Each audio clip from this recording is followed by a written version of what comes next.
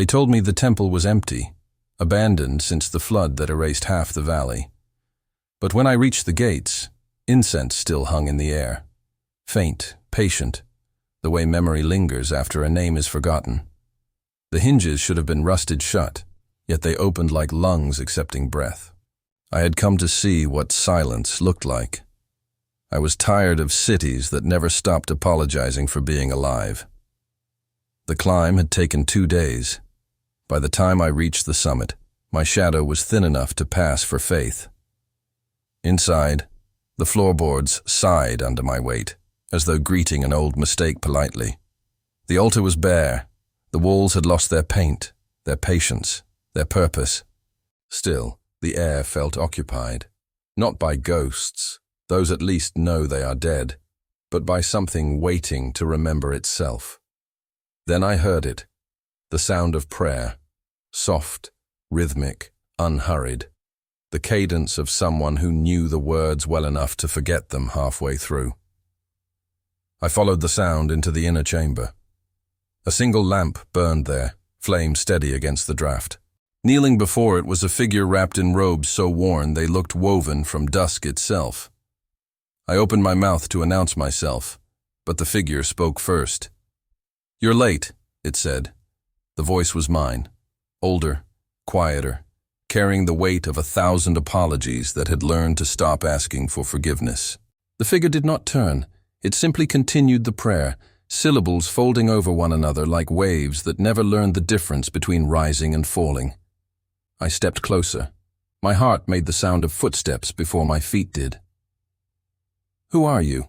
I asked, though I already feared the answer. The figure lifted its head. The lamplight revealed a face I had never seen but instantly recognized. The same bones, the same eyes, only softened by surrender. I saw in that gaze the exhaustion of someone who had finally stopped running from the echo that called him home. "I'm what you become," he said. "If you keep pretending the silence doesn't speak back." I wanted to laugh, but the air refused humor. "Then tell me," I said, "why are you praying?" He smiled, small and merciful. "Because one of us still believes we're listening." The words landed like dust on water, silent, inevitable, sinking straight to the bottom. I looked around the chamber. Everything pulsed faintly, as if the walls themselves inhaled each word. Time felt elastic, stretching to include both of us comfortably. My future self, or whatever he was, gestured to the empty altar. Upon it lay a bowl half filled with water, clear enough to see the flame's reflection. "Drink," he said. I obeyed, though I expected nothing. The water tasted of rain remembered rather than fallen. In its surface I saw 2 reflections, one breathing, one patient. For a moment they aligned. My pulse stuttered, then steadied into a rhythm that wasn't entirely mine. "What happens now?" I asked. He placed a hand on my shoulder, my own hand, older, steadier. "Now we remember why emptiness was necessary." Outside, the first drop of rain struck the roof.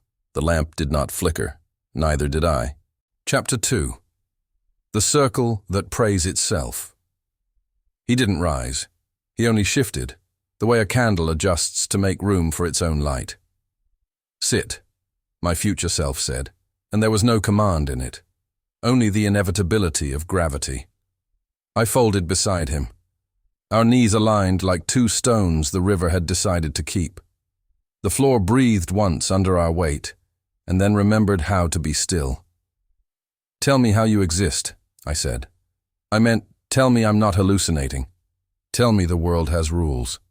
He dipped 2 fingers into the bowl and let a single drop fall back. The ripples did not radiate outward. They moved in a slow circle, returning to the finger that had made them.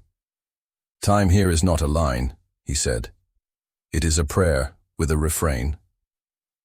He turned the bowl toward me. Water became glass. Glass became corridor. The surface showed a narrow room I recognized, and did not. Its proportions familiar the way your own handwriting is after years of typing. In that room, a younger me paced like a trapped question. "I remember this," I whispered. I came here the year Mother died. The figure on the water paused as if hearing me, then resumed pacing, failing to finish the same sentence over and over. He is still there, my future self said, until we teach him to end his thought. How? I asked. The lamp leaned toward the bowl, as if eavesdropping. You don't correct him, he said. You sit with him until he mistakes your patience for courage. Then he borrows it. He touched the water again, and the scene shifted. Another me, older than the pacing boy, younger than the one beside me, sat in the same room listing promises into a closed fist. I knew those promises. They fit easily in a hand because they were made to be kept privately and broken politely. Is this what prayer is? I asked, watching versions of myself fail more gently. He smiled, and it was a kindness. Prayer is repetition that has finally learned why it repeats. He set the bowl back on the altar. The ripples calmed, but I had the sensation that somewhere inside me, a circle continued moving, like a wheel under snow. We rose together. The chamber opened its unmarked door the way the mountain opens its fog, slowly enough that you think you caused it. The corridor beyond had no lamps, yet it was lit. Not bright, honest. On either side, shallow alcoves held empty frames of dark wood. I waited for pictures. None appeared. What belongs here?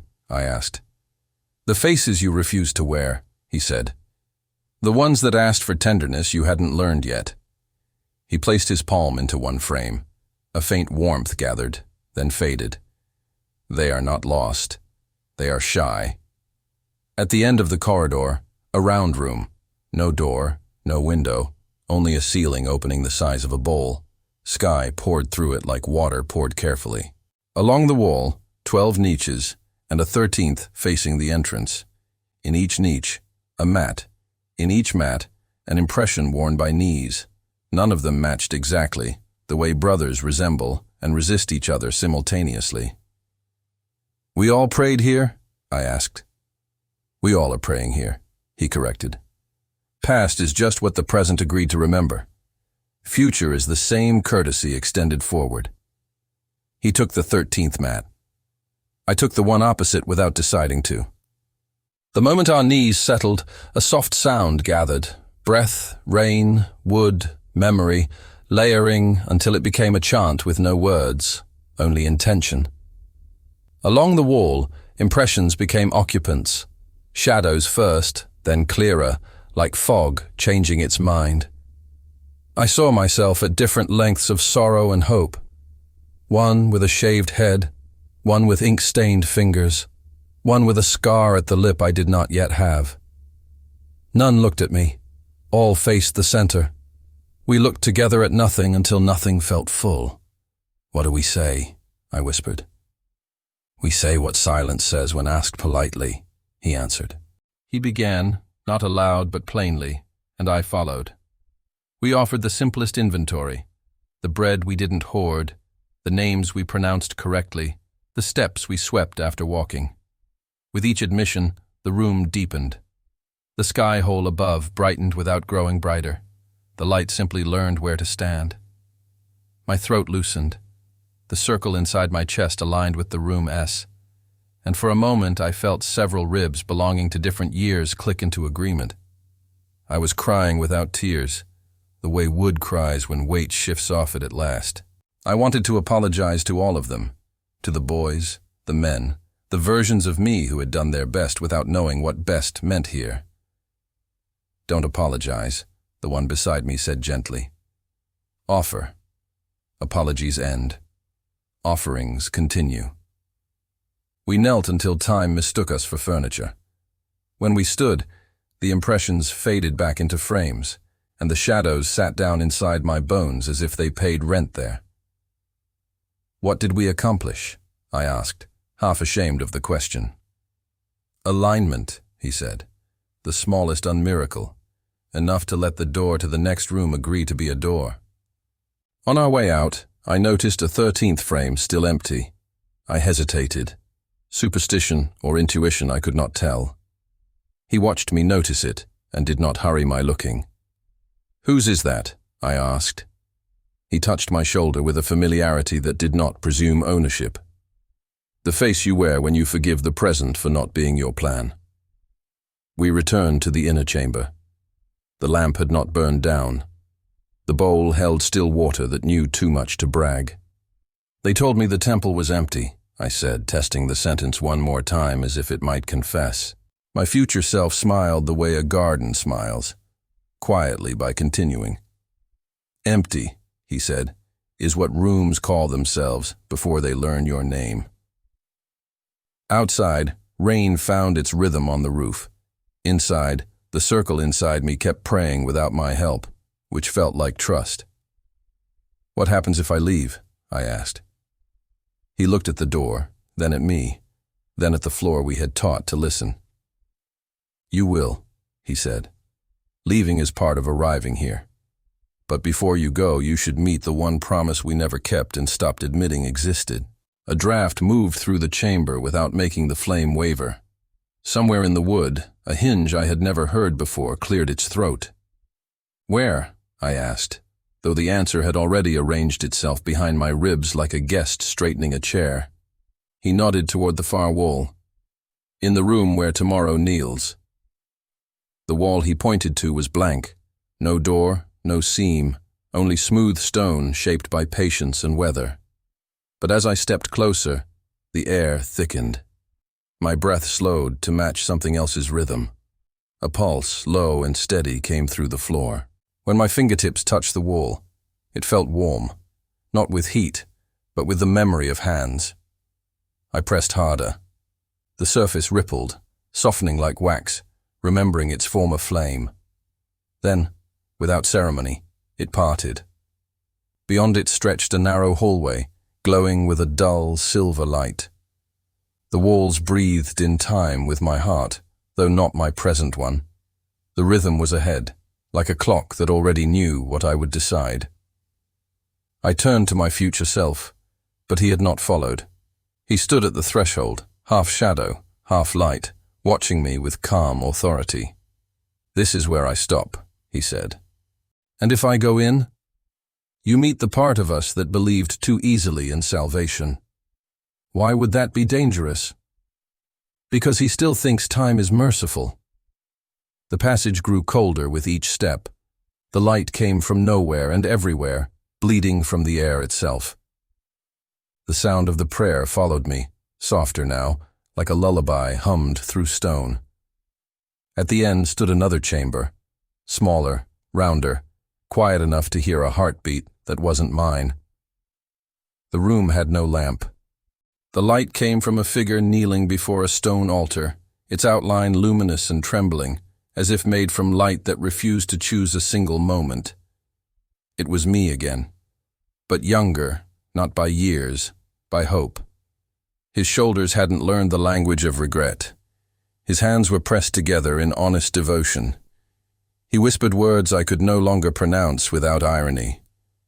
For a long time, I didn't move.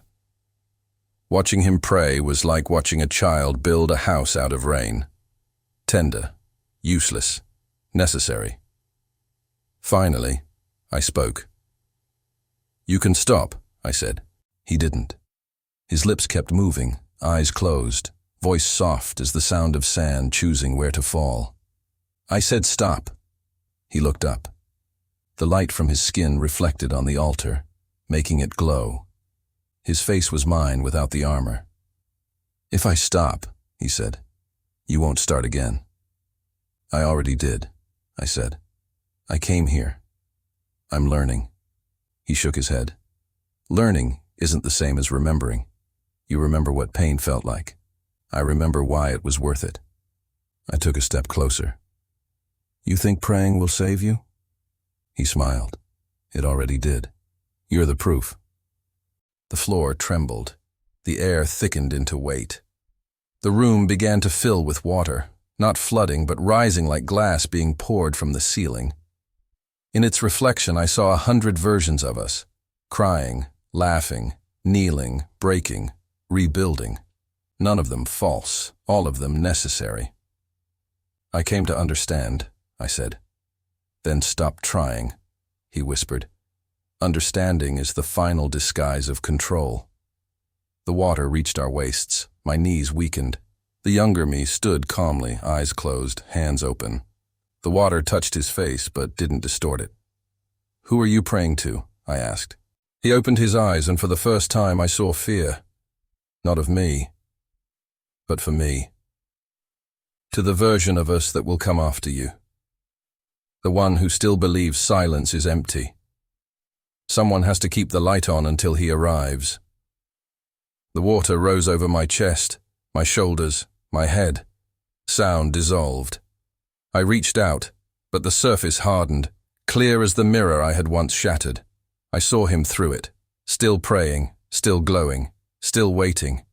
Then I realized I was on the other side. The temple inverted around me. I was outside. He was within. The prayer continued, muffled, patient, eternal. I pressed my hand to the glass. He mirrored the gesture perfectly. For a moment, the two palms aligned. The warmth that passed between us was neither his nor mine. It was the moment itself, alive and aware.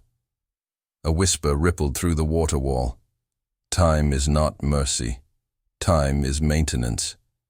And just like that, he vanished. The chamber darkened.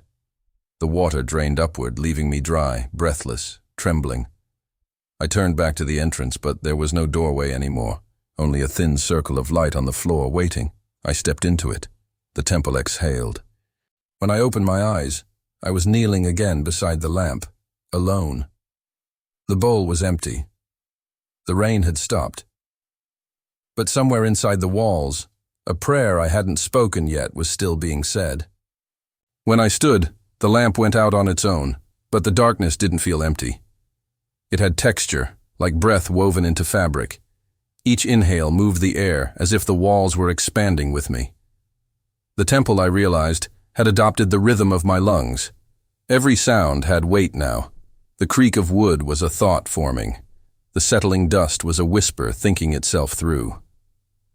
When I stepped forward, the floorboards gave not resistance, but recognition, the faint, almost affectionate pressure of skin meeting its echo.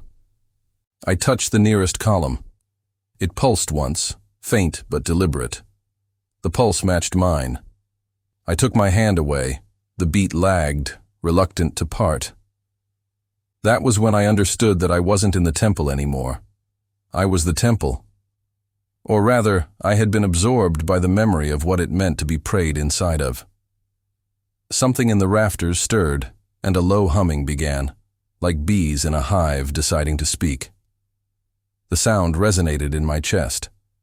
I placed a palm against the wall again, and my veins brightened, gold threading beneath the skin. The hum changed pitch, harmonizing with my heartbeat. I was no longer sure which belonged to which. Then I heard footsteps, calm, patient, almost familiar. I turned, expecting my future self, but the figure that entered was neither old nor young. It was simply me, stripped of every measurement, a shape made of pulse and breath, my silhouette, but filled with moving light. "Are you here to end this?" I asked. The figure smiled faintly. "Endings are the language of men who think time is a line. I am here to remind you that you are architecture now." "What does that mean?" "You thought the temple was a place. It's not. It's a memory trying to remember its maker." I wanted to protest, but my mouth refused argument. The walls behind me shuddered softly, and patterns formed. Waves, circles, faces I almost recognized. The figure placed a hand on the nearest beam, and the design pulsed like a heartbeat. "You built me," it said.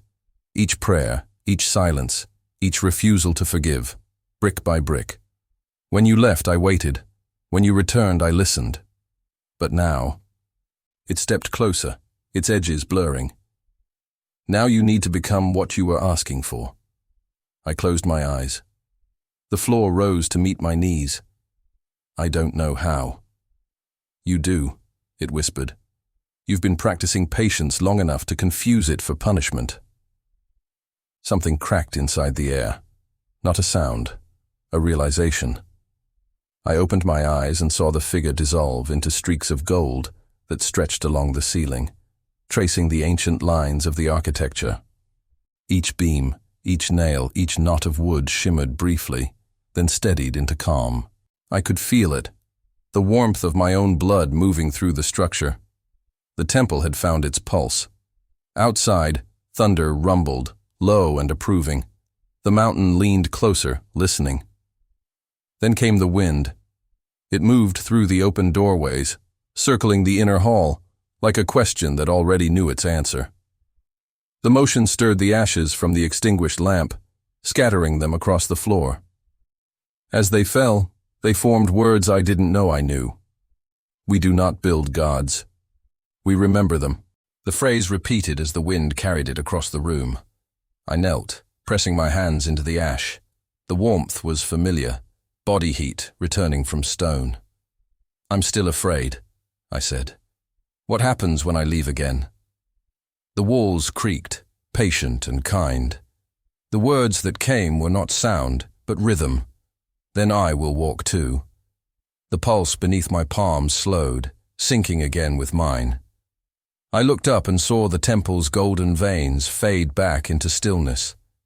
The quiet was perfect. Not absence, but agreement.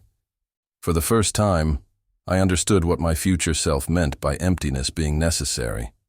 The temple wasn't empty because it had been abandoned.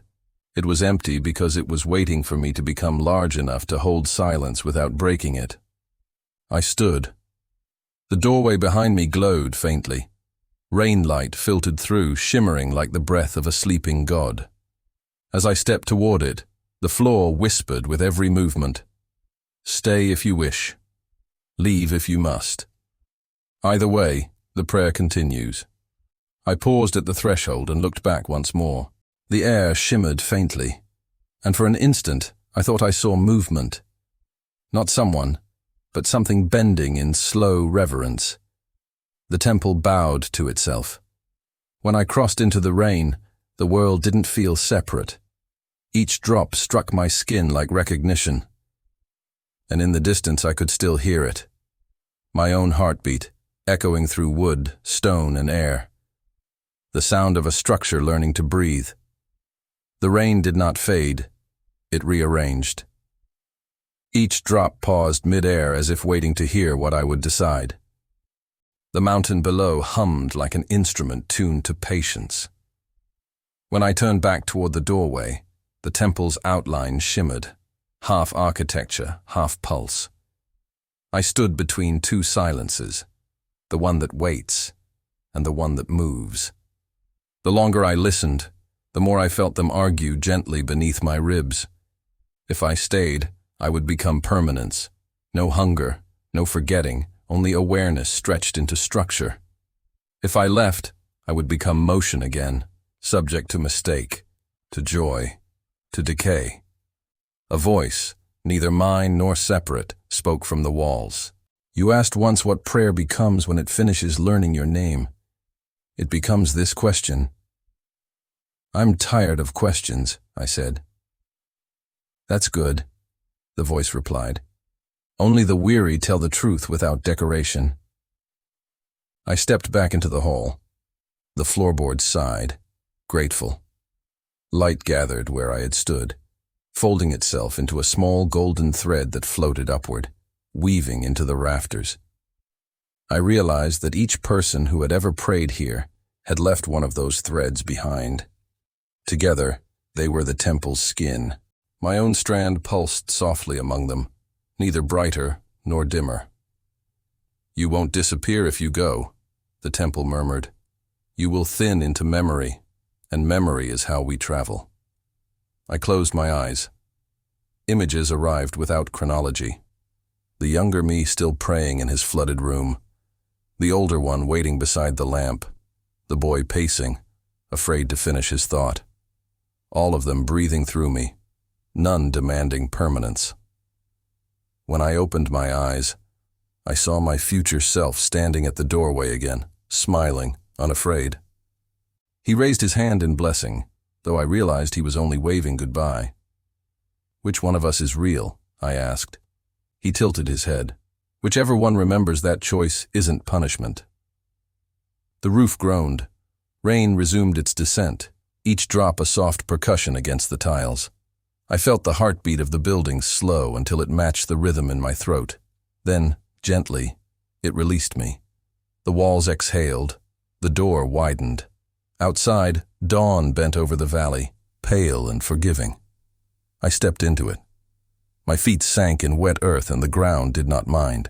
Behind me, the temple shimmered once more, then settled into stillness so complete it almost sounded like applause. As I walked down the mountain path, I realized the air inside my lungs still moved with the building's quiet rhythm. Every breath carried a trace of incense, of rain on wood, of vows kept halfway. The boundary between body and sanctuary blurred until I could not tell which was remembering which. Halfway down, I turned and looked back.